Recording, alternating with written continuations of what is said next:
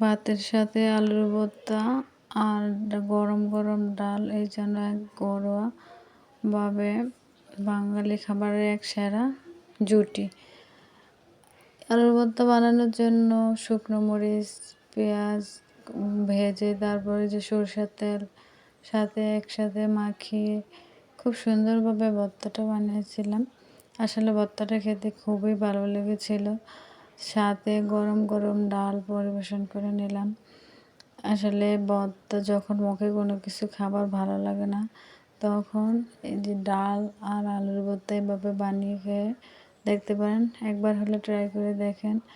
আমাদের এই খাবারটা একদম খুবই ভালো লাগে।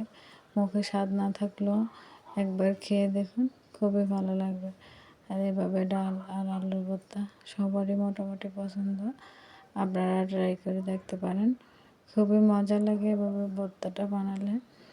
আলুর ভর্তা আর ডাল আমাদের বাঙালিদের একটা পছন্দ।